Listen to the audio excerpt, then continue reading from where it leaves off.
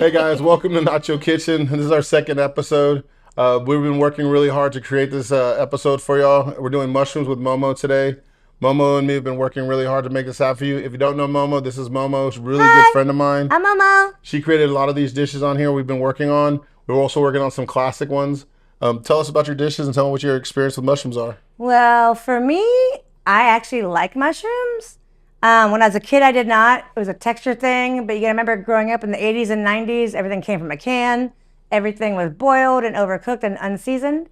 And now we just ventured out, and there's just such a different array of mushrooms and textures, and there's just so many fun things we can make. And I guarantee we're gonna get a mushroom hater to like one of the dishes. Definitely. Can't wait till you see that too, because it's nice when you find somebody who says they don't like something, go, okay, I would eat that.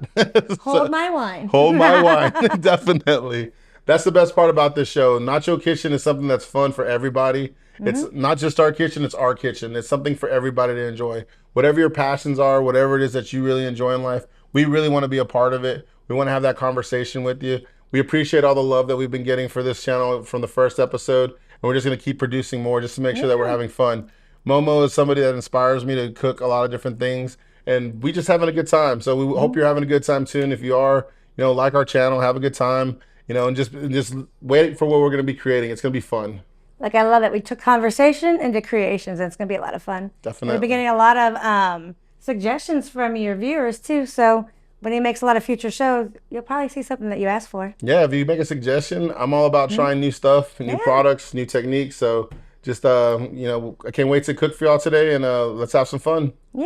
All right, guys, now we're going into our stuffing for our raviolis. It's going to be a mushroom duck sole. We're going to make that real quick.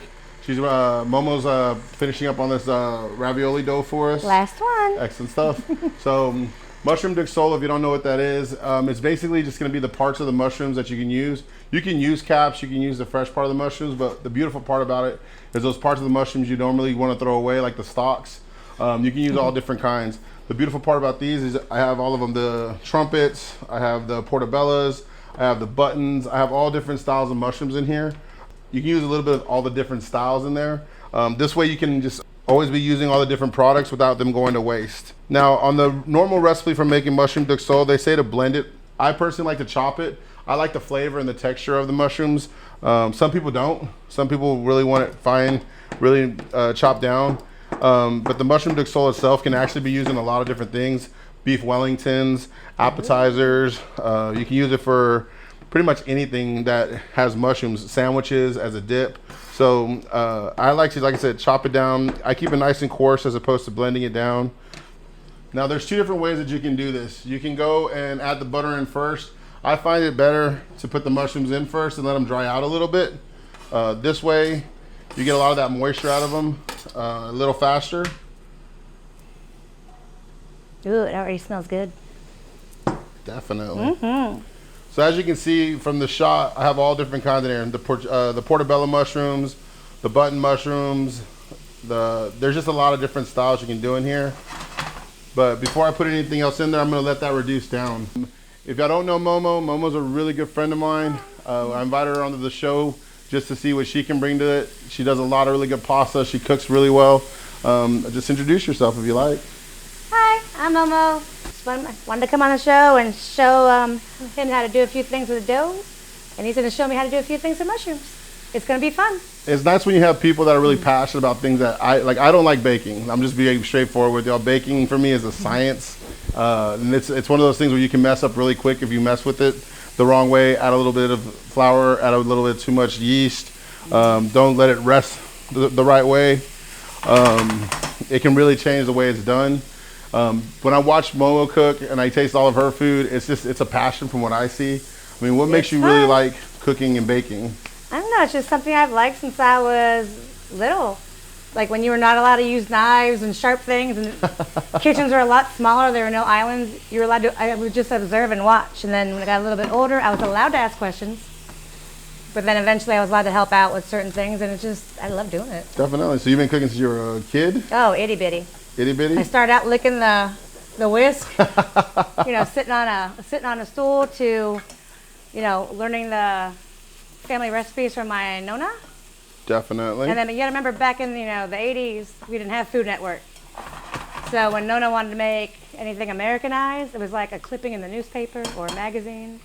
So Definitely. a lot of fusion going on with the different nationalities, people coming over from the home country. I think that's the best part about, especially with Knacho Kitchen, but with all kinds of cuisine now. There's this, they call it fusions, but it's more of just getting the best parts of what you really enjoyed from your past. Because for my first episode, I really liked showing y'all what I learned from my grandmother and my mom and the comfort foods.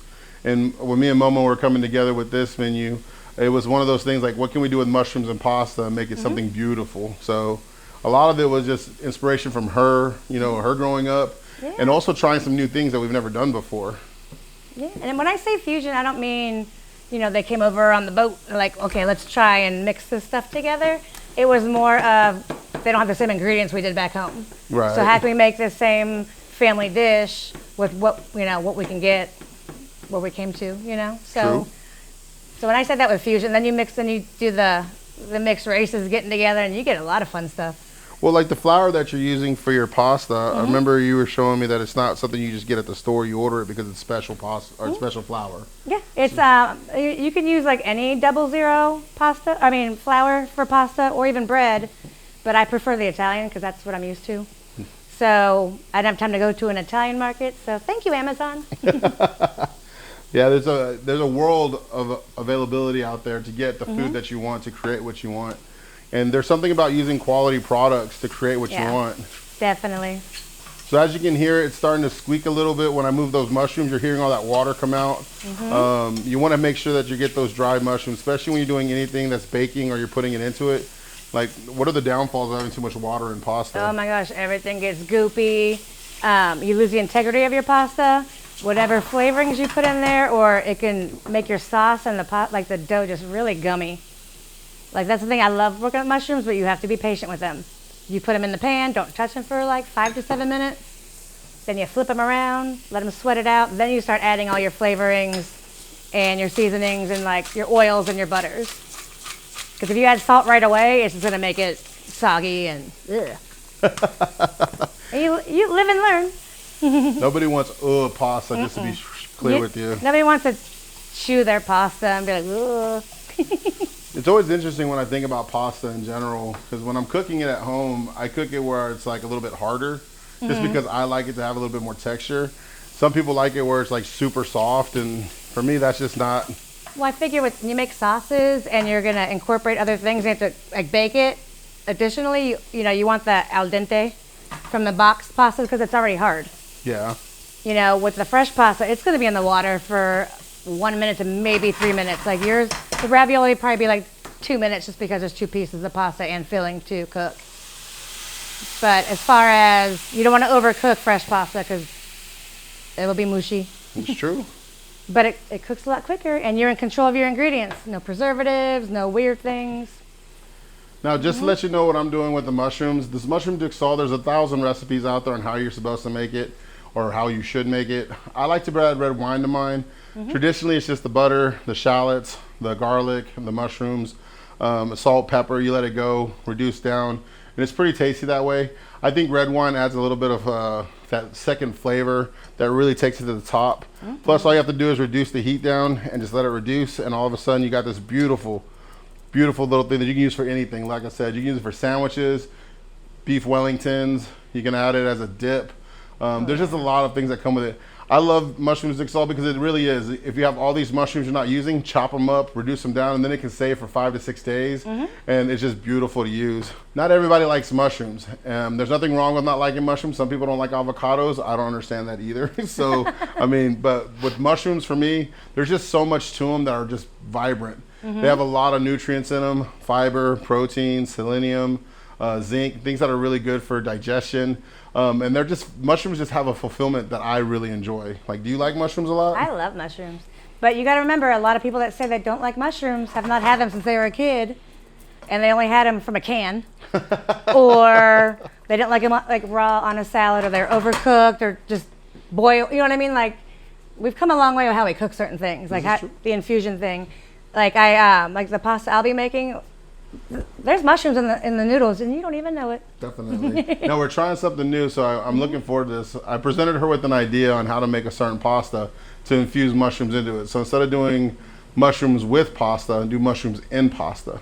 And what I was impressed with is that she went and looked for it, and there's not a lot of literature out there for it, so it's kind of one of those hit or miss. Let's see what we can do.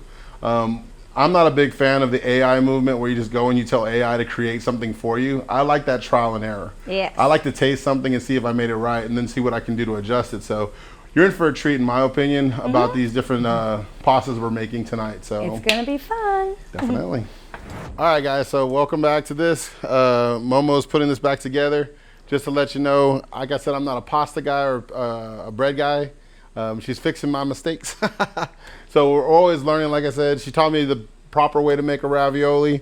Apparently I was doing it a little bit backwards, but this is what we're here to learn for. This is what we're here to talk about Not too. so much backwards. What was I doing backwards or not backwards? I'm just saying, like, a lot of times, like the first couple of times you make ravioli and you're putting your little dollops of filling on your dough, it doesn't look like you're putting a lot in.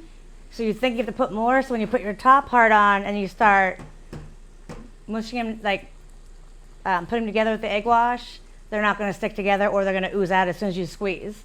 So I made a little baby one. I kind of showed him, but see how like this one kind of exploded? It wasn't because the dough was dry. It was because I overfilled it. It was filled, so once he started squeezing down, it was like, pia. But it's okay. I just you like live filling. and learn. I love cheese. I love mushrooms. Yes. I want that thing filled to the brim. And this is not going to waste. We can, like I said, you take something, you add your own creation to it. Nothing for the trash can. You're just going to fix it. Definitely. So what are we going to do next? We're going to have like a 7 fish that you didn't even know of. How about that? So now you have the roaring pot of water boiling. You want to add a lot of salt because, as Nona says, you want it to taste like the Mediterranean. A lot of the filling, except for the cheese, we don't add a lot of salt. This is why. So because it's fresh pasta, when it starts to kind of go to the top and look a little soft, then it's done. So I would say like a minute. I would say just give it like a minute and a half to 2 minutes. Okay. Now, if it was like if you had meat in there, I would let it go a little bit longer because you want to make sure the meat's thoroughly cooked. But we're doing mushrooms and we are doing cheese, so we should be good. So can you make these like you? I know they got the frozen raviolis and frozen pasta everywhere, so you can make these ahead of time and like put them in the refrigerator. Yes, and also if you do make these, and like say you make a lot because you made a lot of dough, you can make them and then just put them in Ziploc baggies and you can put them in the freezer. I recommend separating each piece with parchment paper, so when you go to take them out and you want 3, you're not making 12 because they're all frozen together. But yes, you can absolutely freeze these. Definitely. That's what they do at the grocery store. 100%. And there's nothing wrong with the frozen stuff at the grocery store because they do the same thing. They make this and they just freeze it. But I just saying, like, if you're going to make something from scratch, you're in control of your ingredients. Now, is this something you can do with like kids or Oh, absolutely. something fun for kids to do? Because, like, you know, like, you got the roller. It's not sharp. But also they have cutters that are like heart shaped, star shaped, squares, circles. You can make big ones, little ones. And your kids are not at that point where you don't trust them with stirring or measuring. Just like, hey, stamp the dough. Just have them stamp the dough. And if you're really worried that they're going to mess it up, give them their own ball of dough to play with, like my Nona did with me. And then she just pretended that the food that came out was mine. But they were entertained. They were learning. If things fell apart or fell on the floor, it wasn't like, oh my gosh, that's all I made. Definitely. So it's perfect. So I I'm think watching that's these. looking pretty good. They're floating? They're floating. Okay. So I would say scoop them up. One at a time or all of them at the same time? Yeah, I would say do one at a time if it was a full pot. Like say if you're making a meal, because they're all cooking at different times. Right. And obviously we made different shapes. I wouldn't drain all. You want to keep a little bit of pasta water in there because the starch from the dough is going to help thicken up the sauce. Okay. Okay. And then I'm going to go get my noodles that I've already cut. And then we'll plate everything up. All right, now that we're done with the raviolis, we're gonna move on to our brainchild of a pasta. It's our mushroom mushroom pasta. Yeah, I mean, I know we kind of touched on this in the beginning. The dough I made was the same as a regular pasta dough, but what I did was I got dried porcinis because they have a very nutty, meaty flavor, and I put them in a spice grinder. And I ground it up to a fine powder and mix that in with the flour before I added in the egg. to make the dough. Because like I said before, you don't want to cut up a bunch of mushrooms and throw them in your dough and try and cook it because it'll just make it squishy and slimy. So Is that why it's got a different color on it? correct. So it's a little darker because of the dried porcini mushrooms. Yeah. Nice. And also I use a different Italian 00 pasta flour. This one is a little heavier, so I think that's why it adds a little color too. It's more heartier. It's made for just pastas and gnocchi, which is, is a little bit heavier. Where the dough I made for the ravioli was for pastas and bread. So a little lighter. So, yep, we got this. And I didn't do a specific shape. We did sheets, and I just took a ravioli cutter, and I made long, fat noodles. So it's not fettuccine, it's not tagliatelle, it's not any of that stuff. It's just noodles. So you're like a pasta aficionado. So when we were making these with the KitchenAid, there's different cutters on the KitchenAid to create different styles of pasta. Correct. But they're not going to be, I can't call this fettuccine. No. And also, fettuccine doesn't have these little ridge edges. Right. And then if you ask my Nonna, she would get so annoyed if you would call things by different names or like, what's this shape? She's like, she called everything macaroni. If you're like, I had linguine and clam sauce at my friend's house, she's like, that's macaroni. And she, like I said, everything was meat-based, tomato-based, hearty, takes 3 days to make. She wasn't a big fan of like clam sauces and cream sauces because she'd always say like just butter and cheese. That's not making a gravy. That's kind of lazy. No offense, but I like it. So what are we gonna do now? So now you just take the noodles and like I said, because it's not from a box, fresh pasta takes anywhere from a minute to 2 to 3 minutes. And we want that roaring. I'm gonna do just that much. How about that? You think we should add a little bit more for all this sauce? What do you think? Because I know pasta doesn't shrink. Well, we can cook Let's put it all in. and then we'll just scoop out what we need. Definitely. Because what I'm going to do, because it's not going to take a long time, we don't have to worry about al dente or, did I salt it enough and things like that. Once it's cooked, I'm going to scoop it out and add it right into the sauce because you want some of that pasta water because it's going to help thicken up the sauce. You want that good flavoring. Like we're So, not. no worries. If somebody wants to know more about the flours and making it from scratch, where's a good resource to go? Because it looks like you learned from your family. Mm-hmm. So somebody like, I knew nothing about the 00s and the zeros and all the different styles of flour and cutting techniques and egg washes. Like I've heard of them, I've seen them, but I don't really understand them. So like, what's a good resource for you? I would say, Google. You can't go wrong with Google. They're a little bit more, like I said, like we have a lot more resources now than we did when we were kids. But also there's a lot of good shows that you can watch on TV now where they take things and they, because I learned from watching, but and writing things down, I need to see it. Yeah. Like if I print out a recipe on the computer, I'm like, okay, that's cool. But as soon as I watch someone do it, you're like, okay, that looks fun.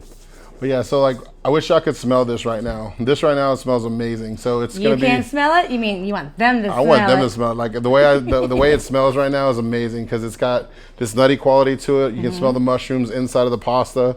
It's gonna go great because one of the ideas was making a mushroom pasta that you can just throw your ingredients into. So instead of having mushrooms with a pasta, you have mushroom pasta and you throw your chicken, your steak, vegetables, whatever you want to put into them, and then have that be the dish so that you can have the pasta by itself. Also a great vegetarian option for people who want to do something vegetarian.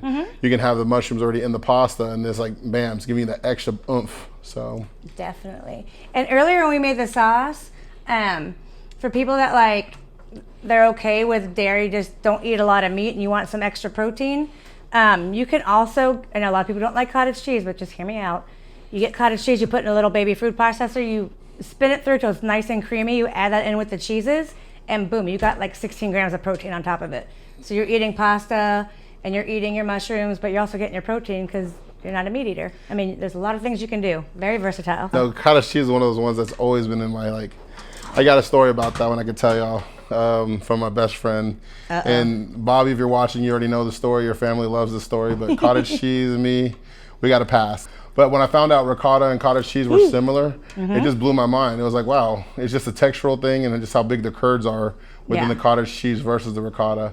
But ricotta I love, especially when it comes to like lasagnas or making anything with like a mix that you're gonna do, like a manicotti, or if you're doing something, yeah. you can just add it into something and creates that real robust like thickness to it. That's just fun. Yeah, because I feel like cottage cheese is more of a, like you said, is more of a texture thing.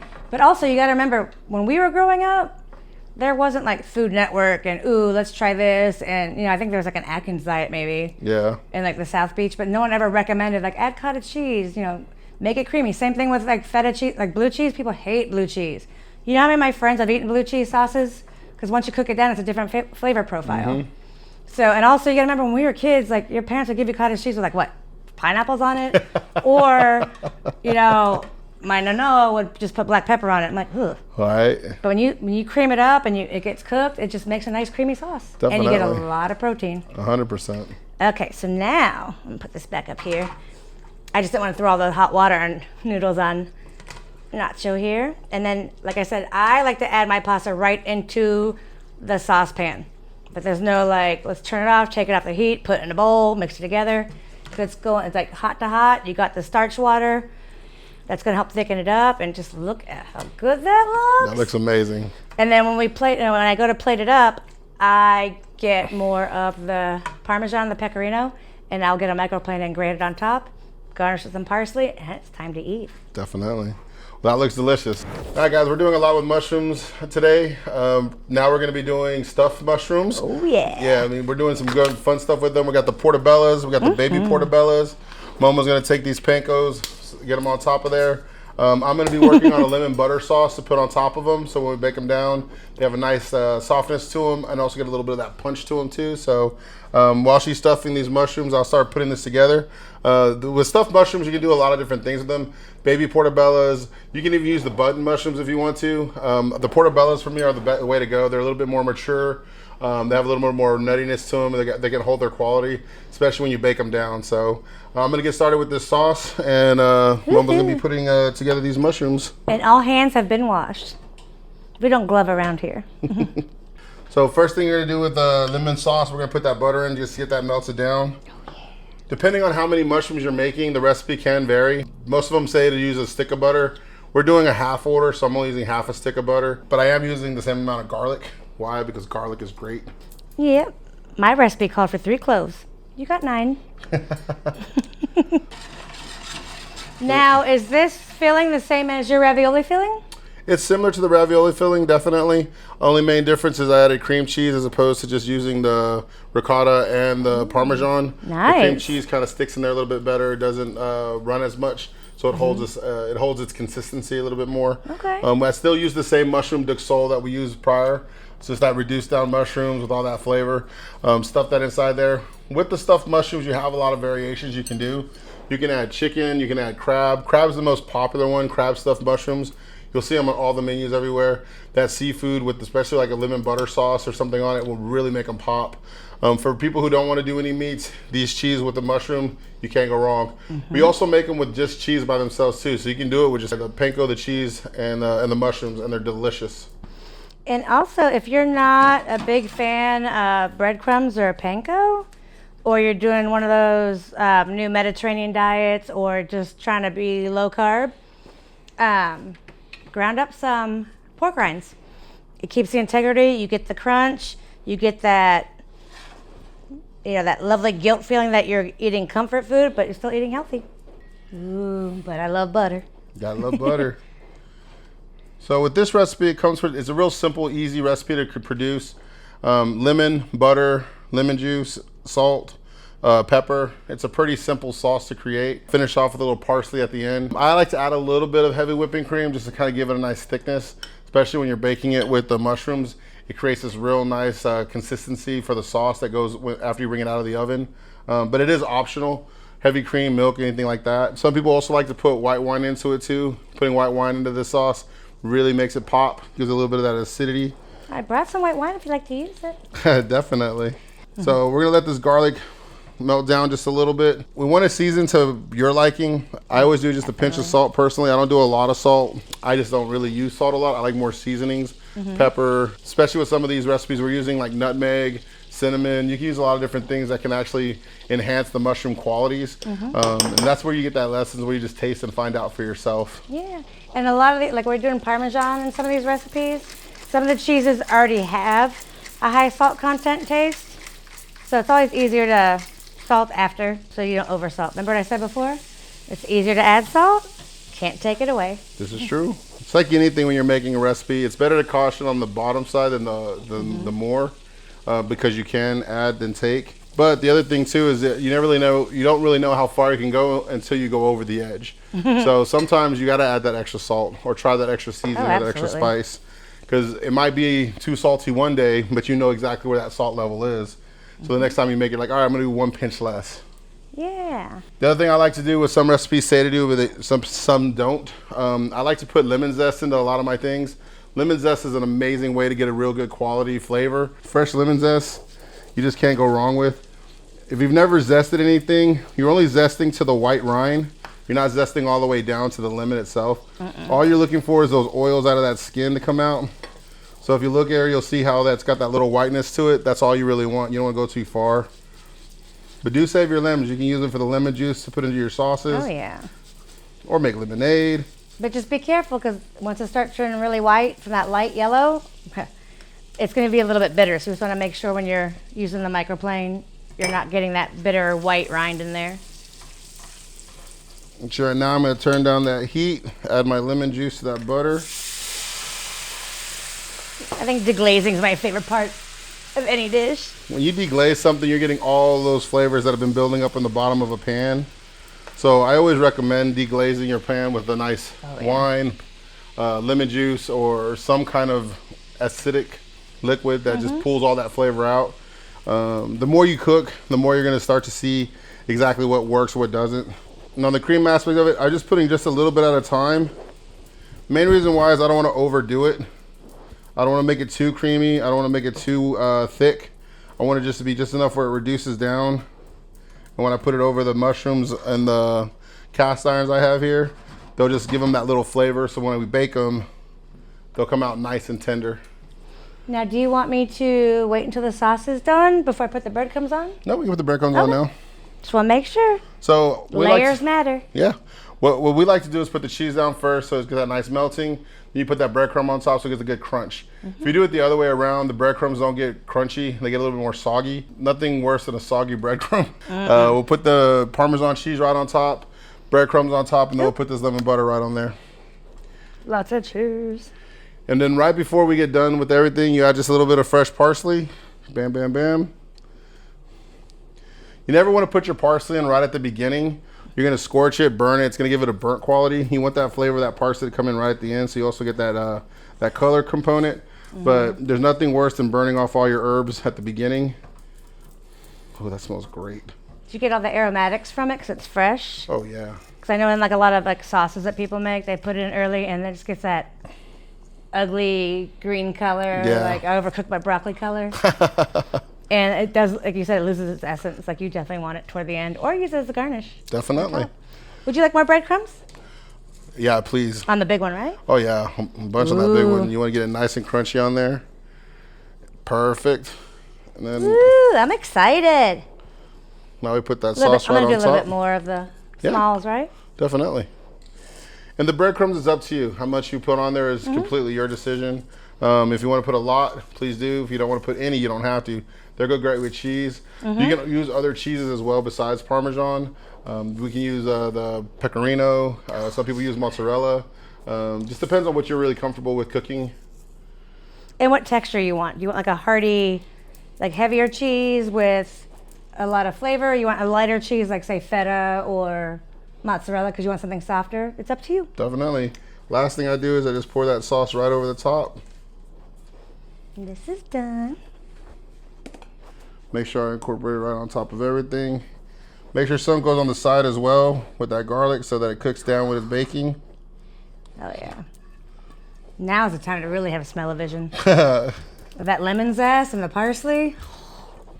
And you can't go wrong with garlic, ever. Yeah, so on this one, you just put it in the oven, 350, until it browns up. So normally it'll take anywhere from 15 to 20 minutes, just depending on how hot your oven gets. But once you bake it down, you can serve it as an appetizer. You can also serve it as an entree. Put one of these big bellas on a salad right next to a salad. It's delicious. It also can be used in like a burger. You can make a nice little portobello mushroom sandwich out of this, real stuffed and everything. So the big portobellos are great for hearty meals. These are a perfect little appetizer. So when we're making mushrooms, there's a lot of different ways you can make them. We've done a couple of different shots for you, and we've tried a couple of different techniques. This is one that I like, and it's making mushroom steaks, alternatives to using meat or seafood. This one is a good marinade that I like to use. It really just adds a lot of flavor. The only addition to the traditional way they make it is I add sriracha because I like a little bit of heat with mine, because you never can go wrong with some heat. But we're using some soy, some rice wine vinegar. We're doing some sesame seed oil, and then I'm also using some hoisin sauce. Just to Why are you looking at me? Because you know what you're doing. No, Now I see we're why. Italian too. Well, you know, we transition here. We make jokes too sometimes. But yeah, so we're just gonna go in, like you said. We're gonna mix this together. We're gonna let it sit on top for a while. First thing is the soy sauce. I love good soy. Make sure you get a good quality one. I use the low sodium one. Main reason why is because the low sodium, you can add more salt, you can take away. But this one, there's a lot of stuff in there that has salt already in it. The next one is that rice wine vinegar. Rice wine vinegar has a real nice flavor to it. Ooh. So I like the way that rice wine vinegar works. There's a lot of people like to try and use other vinegars. If you don't have rice wine vinegar, you can use like a regular white vinegar. Just don't use the apple cider vinegar. That one's really intense. That one can really overpower a marinade. The sesame oil, make sure you go really light with this one. This one's heavy. So this one, the flavor is so good. Flavor's amazing, but it is like a little goes a long way. Just a little goes a long way, you know, because sometimes you think you're gonna be putting like a whole bunch of it in there. Just a little goes a long way.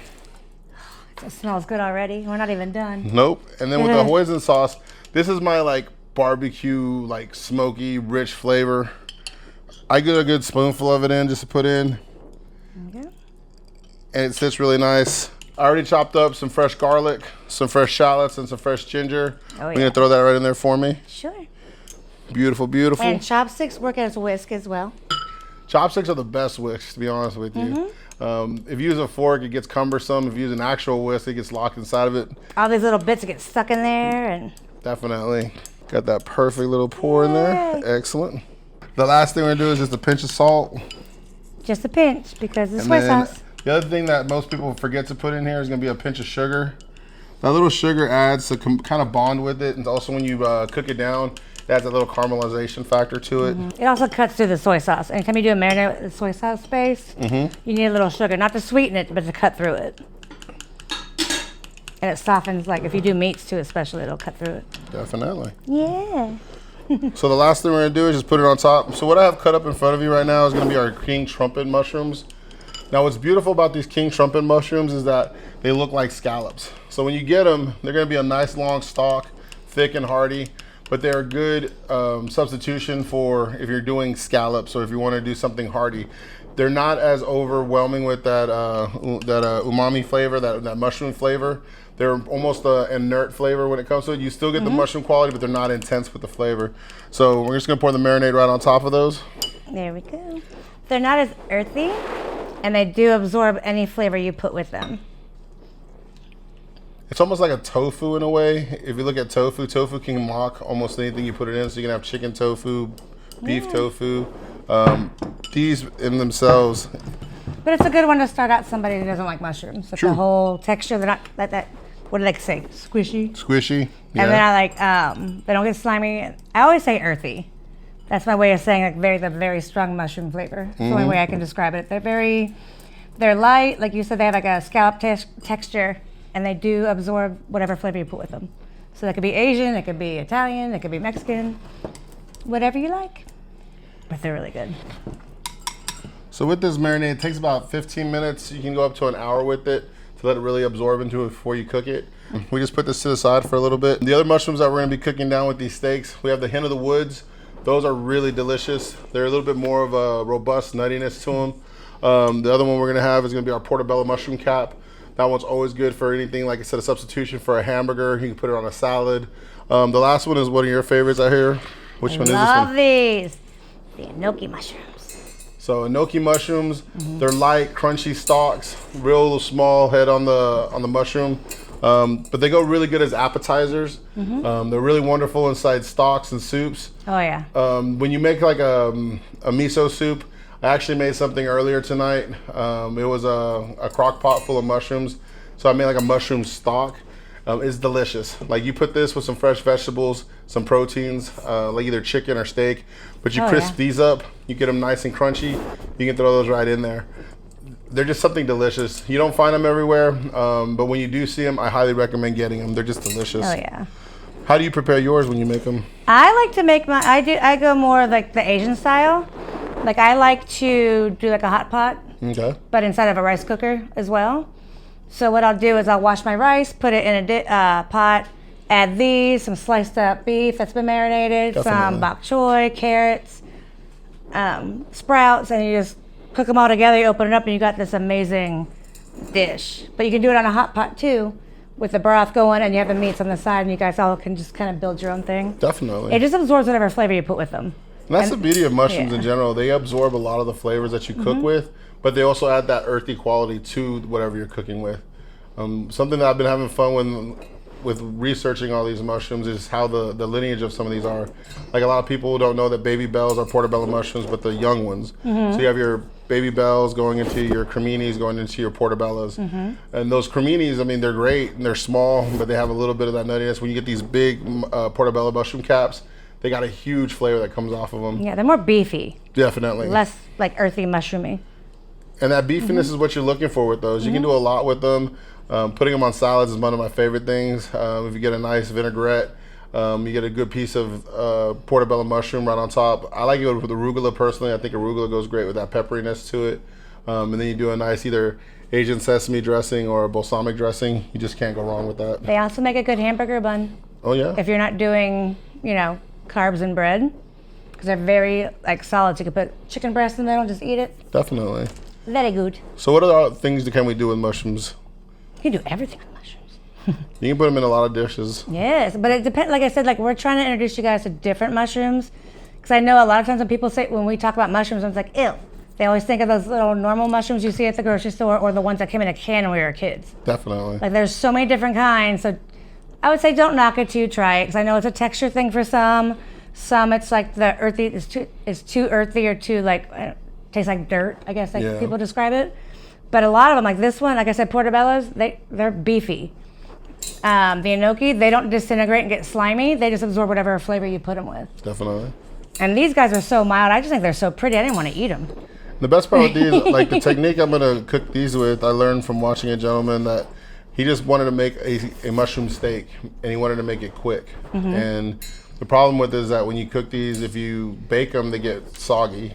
So he does them really high heat, flashes them down, presses them, and then what happens is you get that caramelization on the outside, and that inside just bakes a little bit, and you lose a little bit of that earthy quality, and you get that real meaty quality that comes out of them. So it's a great alternative to meat for sure. And I know a lot of Asian dishes as well. If you use a wok, it's very high heat. It's like oil, boom, you're done. It also shiitakes can get slimy if you cook them the wrong way. But a lot of the enokis, a lot of mushrooms, if you do it in a wok real fast, boom, you still keep the integrity. There's still some meatiness, and you don't get that slime or that dirt flavor. So like I said, it just depends on you and what you want to try and what sauces you put them with. Definitely. Yeah. And and one of the favorite things is I like talking about my boy John behind the camera. He's doing a lot for us. He don't like mushrooms, but he likes them today. He likes them today. That's one of my favorite things. He tasted some of the dishes I'm going to try everything even though I don't like them. Yeah. And that's the mindset that I think people should have whenever they're trying new food is, I might not like it now, but let's see what it happens after I try it this time. Our palate changes every 7 years. Yeah. There's things that we didn't like when we were kids that we love now, or that we get presented to in a different way. One of the things I always hated as a kid was catfish, just because it was all breaded and salty, and just it didn't taste good to me because it wasn't made the way I like it. Now I love catfish when it's made properly. Yeah. When they clean it right, and you don't get that sandy brininess that's inside of it if they don't clean it right. So this takes talking to somebody who knows what they're doing and asking them, hey, can you make me something and let's see if I like it. So yeah. And try and erase your childhood. I just feel like depending on what decade you were born in, the cooking techniques are different. because I know, remember when pork chops, they had to be well done? Yes. And they had to be thin because you had to make sure they were cooked through. Mm-hmm. So I just remember just chewing, like we all have great jawbones, you know? I know a lot of, like I said, mushrooms and like a lot of spinach, all that stuff came out of a can. Yeah. So now you know, we have air fryers and, you know, little oven things and. Definitely. You can also go to your local markets, like a lot of the local markets that have them, the food markets. They have all the fresh mushrooms that they make around town. Mm-hmm. That's the best way to, one, support your community, but also get something that you can ask an expert about. Like, how did you make these, or do you have anything else that I should try? I've learned a lot from going to the farmers markets and trying things from people that are experts. I've also had some disasters. I've had some radishes that were terrible, but I've had some radishes that were amazing. Radishes are a different story. We'll do that on another episode. But yeah, so stay tuned. Yeah, it's just. So I have a lot of those too. Definitely, it's like finding somebody who knows what they're doing really does make a difference. So and don't be afraid to ask questions, because I know, like, even if I go to the outlet up in Allen at one of the stores that I like, I'll ask them like, hey, like what should I make in this, and how would I do it? And they have recipe cards, or they just have experience because they work there, and they're like, oh, don't do this and this. You want to do it this way. And you're like, oh. And if you didn't ask questions, I would not know that. I would have thrown a steak in there and been like, ew. So, like, just try and be adventurous. Go on Google. I'm telling you, like, Food Network, there's a lot of like cooking shows. Definitely. You don't have to be an Iron Chef. No. To cook or to like something. And it's a passion that you don't have to be completely involved in. It's my passion. It's what I love doing. And just like I tell everybody at my job or in my friendships or in my relationships, you might not like what I'm doing, but just try it out. Yeah. But when you find what your passion is, go for it. And you never know what's going to happen. And some people's passions are cars, or, they're, teaching, or they're, nursing, or any kind of profession you have. You can have more than one passion. You can have more than one passion. For me, food, wine, and restaurants is just something that I fell in love with. And it's something that just drives me. Being able to show somebody a new cuisine or giving them an experience they've never had before. Yeah. That is just the most eye-opening experience for me, because every day is new, and every opportunity to say, hello to somebody else and see their culture and see what they're about. When you're cooking like this and you're trying new things out, you can ask people, like, I've never really asked about how to make pasta, Yeah. But the more me and Momo were talking about creating this, the more I started seeing how passionate she was about it and all the things that she was doing with it. So, it's also a good conversation starter. Hey, what are your passions? What do you like doing? Yeah. And you never know what's going to come of it, because this is just a conversation that created this for us right now. So. Yeah, definitely. Like I said, don't be afraid to ask questions. Or if you see somebody eating something and they're like, oh my gosh, this is so good. And you're like, I normally don't like that, but what's in it? Just have a conversation, because like I said, things are not the same as they were when we were like 5 years ago, let alone 10 or 20. Definitely. So you might have hated something because someone made it the wrong way, or your just palate wasn't developed yet. Just try it out. Don't say you hate something until you hate something, because there's a lot of good stuff here. And the other beautiful thing about this is going to be the second show that I've recorded. And what I love about trying something new is that we learn every day. We learn something new every day. And the beautiful part about doing something new is that you get better every time. So if I can give you any advice, is just get started with something. Yeah. Once you get started, you start realizing what you're missing and then what you can improve upon. Then you also see what you're really good at. And I think that's the most powerful thing, is when you start to see what it is that you're actually doing that creates something that everybody loves. And I've gotten some really wonderful responses from my friends, family, and also from people that I don't even know, that really enjoy what we're bringing here at Knacho Kitchen. So just keep staying tuned. We're going to keep doing these, and we're going to keep having fun. So we got a lot of fun ideas ahead. Definitely. And you might, get another episode where you're like, I normally don't like that, but I'm going to try it now. Without a doubt. Yeah. So we're going to prep real quick, and we'll be right back. So we're going to be doing the mushroom steaks now. We're both taking on different versions of them. She's going to be doing the king trumpet mushrooms that look like scallops. I've got the hen of the woods, the portobello, and the gnocchis. So we're going to sit there and we're going to create this a little bit differently. She's going to be using a vegetable stock to create hers. I'm using a searing technique that gives it a nice crunch on the outside. For hers, it's just going to be butter right in. Do you want to do both? Yep, I'm going to do butter. No, one just for now. Okay, because I'm like, this is good. So you let the butter melt down just a little bit. You want to make sure it's nice and hot. You don't want to put your mushrooms in too soon because you're not trying to steam them out. You want to get them nice and caramelized. Something you can do after it is bake them. If they're really big mushrooms, you can take them and bake them and make them a little softer. With this technique, it should be really easy to use the butter to give that nice crunch on the outside, to give it that look of a scallop for the king trumpets. On the other one is to give it that nice caramelization on the outside with that hint of the woods, so you have that steak consistency. Same with the portobello mushroom cap. So we're doing two different techniques right now. We're gonna be doing the king trumpet mushrooms. We're doing with the butter on that to give them a nice caramelization on the outside. I'm gonna be doing the portobello mushroom caps and the hint of the woods. We're gonna do that so we get a nice caramelization on the outside as well. They're gonna look a little bit different just because the king mushrooms look like the scallops. The other one's to give it that nice char on it. Right now we have the butter that's gonna be reduced down completely. And now that the butter is starting to bubble, we can start adding those scallops into it.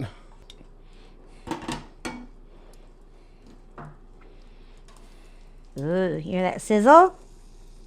That's how you're gonna get that nice caramely crust on the outside and not get the squishies. The other thing too is with the marinade, it has all that fresh ginger, garlic, and shallots in it. You can just put that right in the pan with it. Oh, absolutely. Has all that flavor already marinated into it. It'll give you a good flavor at the very end.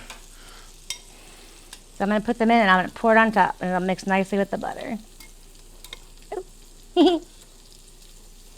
Oh, you can smell that fresh ginger and the garlic. It's amazing.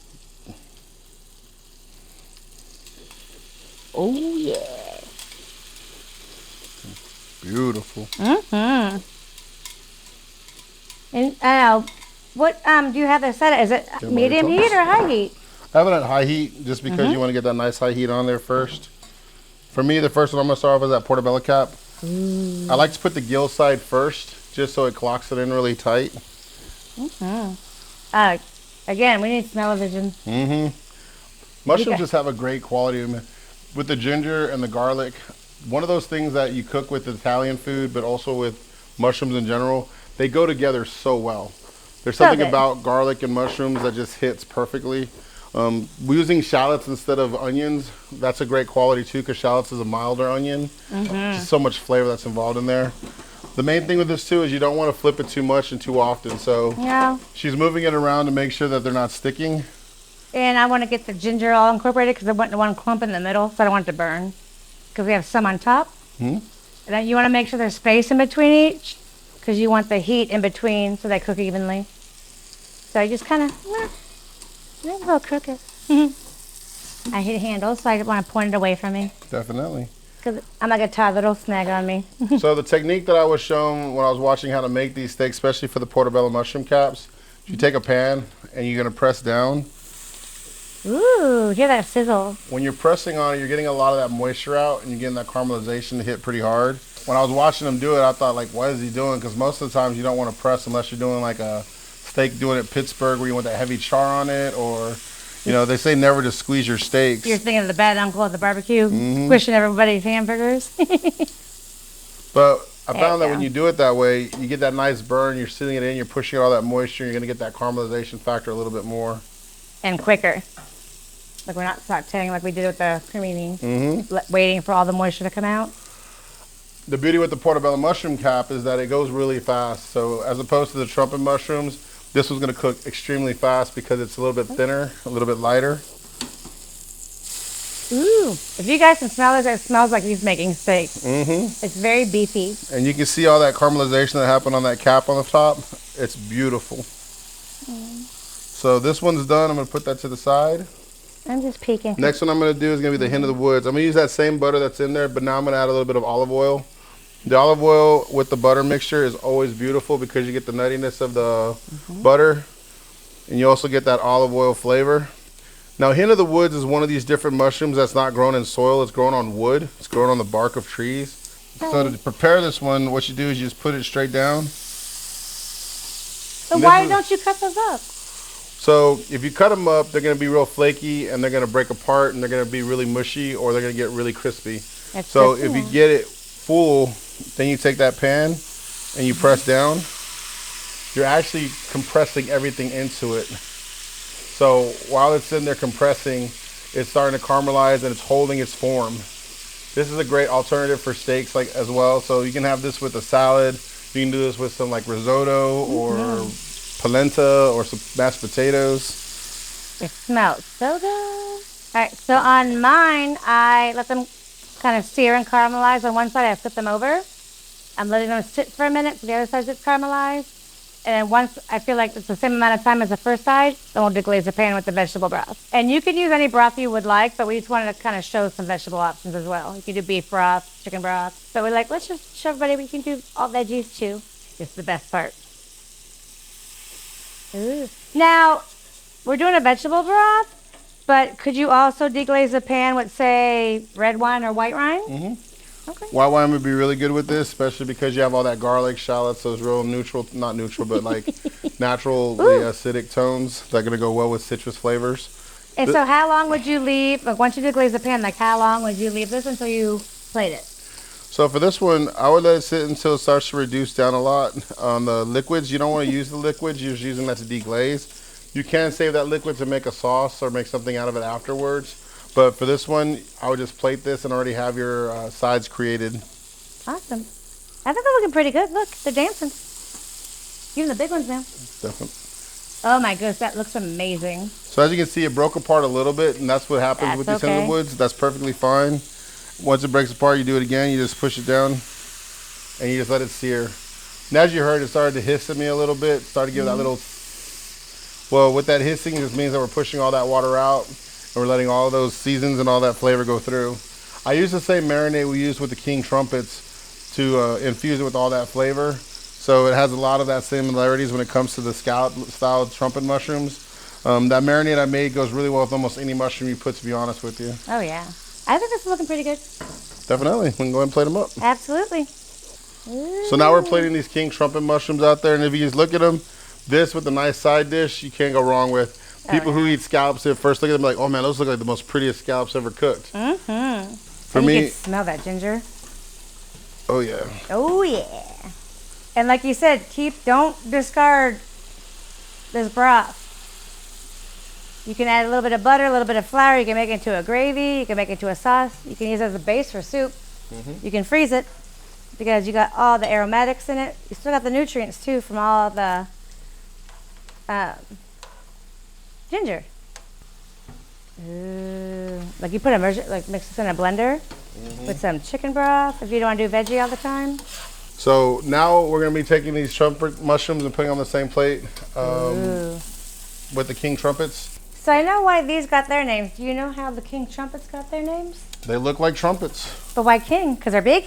I'm assuming they're big because they do have regular trumpets.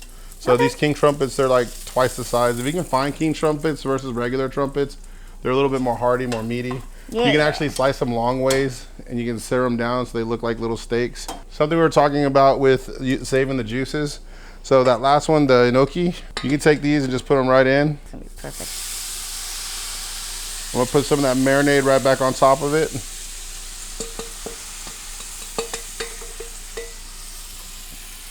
Oh, that looks so pretty. And then that stock that we were using for the other one with the vegetable stock, that's where you can use some of that too and just put it right on top and just repurpose it. And I know everyone's looking and watching and they're looking at the bottom. It's fine, it's clean, it's just easier to cook while they're still intact.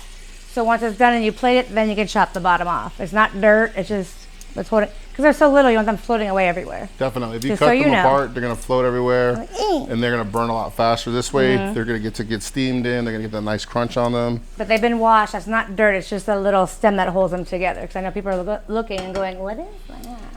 And mushrooms always get a bad rap for a lot of different things. One, they think they're dirty. You're not supposed to wash them. You're supposed to just clean them off. Right now, we're reusing all of the juices from the first one. It has all that vegetable juice. It has all that butter, all of the shallots, garlic, and ginger that's coming in there.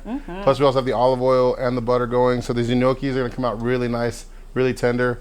Something she said that was very important is that the bottom of there. If you look right here, I know everyone's looking at this right now because we're zooming in. This is just the root that holds them all together. They've been washed, they've been cleaned. It's not dirt, it's not yucky stuff. It's not part of the logs or whatever you guys think. Right. So we always cook them while they're intact. And as soon as they're done, you plate them, then you cut them off. Otherwise, they'd be floating around everywhere. So some would cook, some would float off, because they're very skinny, as you can see. And right now, they're uniform. We cut that before we cook. Some of them won't even cook, or they'll make a mess. But just so you know, it looks brown, but it's clean. It's not dirt. You know, all the other rumors and Right. nasty things. Mushrooms get a bad rap for a lot of reasons. One, because they are dirty, but they're not. I mean, they're grown in dirt. They're grown in fertilizers. Some are vegetables. Yeah, some are. A lot of vegetables are grown that same way too. Yeah. But the mushrooms, though, you don't want to wash them with water, depending on how you're doing them. You want to clean all that dirt off naturally. If you do use water, it's going to take longer to cook them down.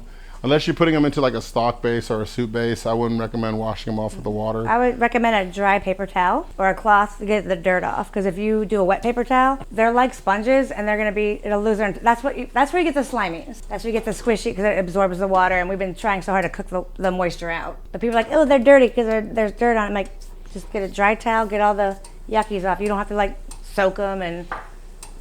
You know, yeah. It's not like collard greens where like you have a bunch of sediment that needs to fall to the ground. Definitely. They're not growing in sand. And the way I'm finishing these off is I just poured off all the liquid. You can throw the liquid away now if you want to, because we've double poured it, or you can save it, which I recommend. But if you're not going to reuse it, feel free to just throw it away.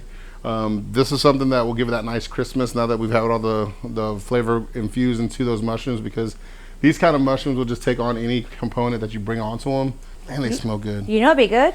I recommend not throwing away. If you add a little cornstarch, thicken it up, put it in the fridge in a container, and you can make stir fry in 2 days. Oh, definitely. You don't have to worry about buying the high sodium, high sugar, a lot of preservative, teriyaki, stir fry sauce at the store. You already got yours. And you can freeze these and put them in your freezer and then just thaw them out when you want to make something else. Because it's not like we didn't reduce down a bunch of meat and like seafood and contaminants. It's all just vegetables. Natural vegetables. And some butter. You can't ever go wrong with butter. Nope. But I'm going to take this. Yeah. And I put it off to the side so we can strain it and make a sauce. I'm going to plate that right there. Awesome. We'll get that set up later. And I'm sorry, this is the Asian, or no, this is the Italian in me. You gotta make it pretty. You eat with your eyes before your tummy. It's a little bit of color. If you're making a lot of browns and white foods, little parsley or basil.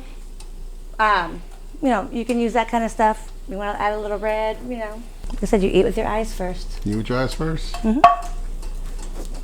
But these smell amazing, Maui. They do smell good. And that's what I call him. It's still Nacho's Kitchen. You'll see in future episodes why I call him Maui. Welcome back. We have everything plated and ready to present. We just want to show you how everything turned out. We've worked really hard today to create a lot of fun dishes. Hopefully that we can create something that you enjoyed or that you enjoyed watching, or maybe gave you an idea on something that you want to make. On this table, we have a lot of different options that we made, starting with the pastas and the raviolis. Those came out beautiful. We worked on a couple of different items and a couple of different things. And one of the things that I really liked is that we had an idea and we executed it. We wanted to make mushroom pasta. It was one of the best pastas I've had in a very, very long time. So congratulations you on that. Yeah, I was nervous, not gonna lie. Because I've never incorporated mushrooms inside of a dough. Like I've done, like, you know, you do the spinach and the beets and things like that to change the color. But this one actually, it was good. It didn't come out squishy or slimy. It was nice. So one of the best pasta dishes we've had in a very long time. And our cameraman, producer, dude, hates mushrooms. He liked it. Definitely. The other thing we had are going to be those stuffed portobello mushroom caps with the, you know, Duc Sol and the cream cheese and ricotta and Parmesan. It just came out fantastic. Nice and crunchy, full flavored. Like they just came out of the oven. I don't mean to interrupt, but he just pulled them out of the oven on the cast iron. If there is smell-o-vision, it's delicious. smells amazing, darling. Yeah, when we have on the other side of the table, we have our trumpet mushrooms. We made it look, they're similar to like scallops, a good scallop option. We also have those Hint of the Woods. Great options if you're trying to do something instead of doing red meat. Delicious. You can put that with mashed potatoes and mushrooms, kind of like we have in front of it with the chicken and mushroom and mashed potatoes. Easy dish to create if you're doing something fast for the family. Just take those mushrooms, put them in a crock pot overnight. Oh, yeah. You got all those mushrooms you can use in the morning. One thing with mushrooms is they're kind of like spinach. The more you use, the better it's going to be because they're going to reduce down so small. You think you have too many, and then you're like, wait, why do I only have 10 of these mushrooms here when I had these giant ones? So use more mushrooms than you think. I promise you, it's gonna work out better. Especially doing a broth or a sauce. Definitely. Because I thought I cut way too many, remember? I'm like, you can have some of these. Wait, I need them back. And I also made this broth for the soup that I have in front of me here. So that broth that we have, it's a nice mushroom broth. This goes great with those enoki mushrooms that we made. Nice and crispy. You can throw them right in there. I added some chicken, some of the mushrooms that we made with the crock pot. But you can add a lot of different things into this too. Radishes, onions. Oh, yeah. It's just a really good broth. It's hearty. It's something that you can just create and just save for later. It heats up really well. How'd you make the broth? The broth is going to be a full crock pot of button mushrooms. I did a little bit of seasonings in there. Added a little miso, hoisin sauce, just to give it a nice little like barbecue flavor to it. A little bit of garlic, shallots, then a little more seasoning. And then I just used water. I didn't use any chicken stock or chicken broth. You can use a lot of that if you want to enhance the flavor, but I wanted the mushrooms to shine, so I just used water. It came out beautiful, nice and full and rich. It looks amazing. Definitely. And the thing about the mushrooms, like you don't realize, especially when you use a lot of them, they have a lot of good flavor. As far as like you said, he added water. He didn't need beef broth or chicken broth. Like it speaks for itself. And he just added chicken at the end to make this little soup. We can't hold it up because we will spill it.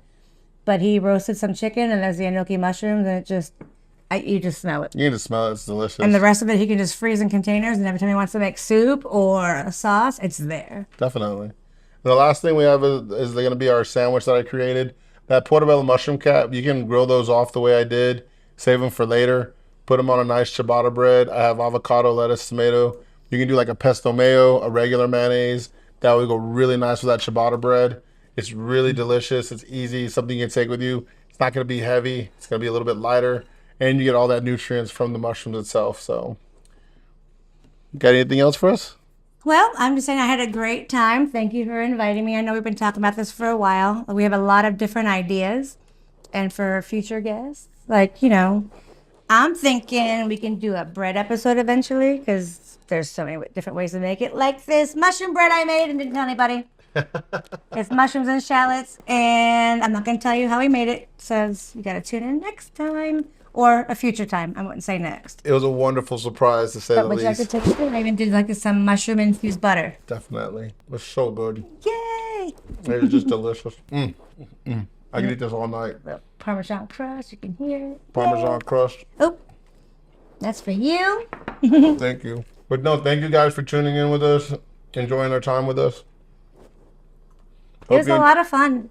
Hope you enjoyed the show and look forward to making another one for y'all. Tune in next time. Bye. Cheers.